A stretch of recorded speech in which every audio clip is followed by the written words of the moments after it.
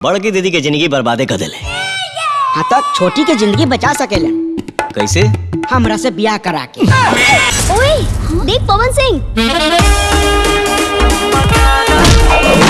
नमस्ते प्रणाम। आज आप सब देख रहल बानी भोजपुरी के एगो नया ट्रेलर के रिव्यू जोना के नाम बा आज हमार प्यार के शादी बा। पावर स्टार पवन सिंह, परी पांडे, प्रकाश जैस, कुणाल सिंह जैसन शानदार कलाकार बड़े ई फिल्म में, जोना के ट्रेलर आज सुबह ही रापची के यूट्यूब चैनल पर आयल बा। और कहानी बा एगो प्यार मोहब्बत वाला। जी हाँ, पावर स्टार पवन सिंह जी में बड़े अपन पावर वाला अंदाज में। साथ ही एगो कहानी चल रहल बा कि एगो बाप अपन बेटी के बियाह करावेला चाहता और ऊ अपन बेटी के बियाह कहीं और तय करेला, ना कि पवन सिंह से।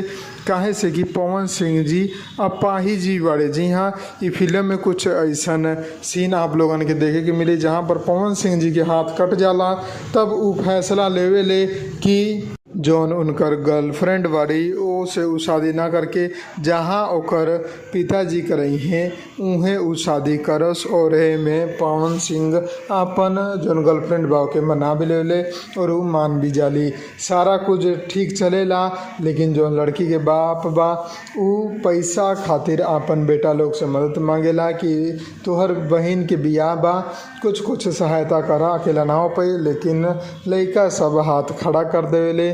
फिरो कैसोयो इंतजाम करके पवन सिंह अपन गर्लफ्रेंड के बियाह खातिर सारा कुछ सेट करावेले, पूरा गांव में न्योता देवेले, घर के काम काज भी करावेले।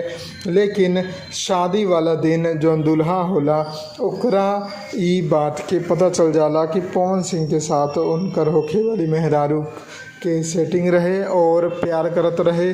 तब उ बीच शादी में ही माला वगैरह तोड़ के लड़की के कहेला कि अपन पवित्रता के सबूत दा कि तू पवित्र बाड़ू। इहे पूरा स्टोरी ट्रेलर में आप लोगन के देखे के मिली। पावर स्टार पवन सिंह जी के एक्शन अवतार तो देखे के जरूर मिली आप लोगन के। साथ ही उनकर एगो सादगी मासूमियत वाला रूप भी देखे के मिली, जो कि ऊ अपन गर्लफ्रेंड के परिवार खातिर करेले।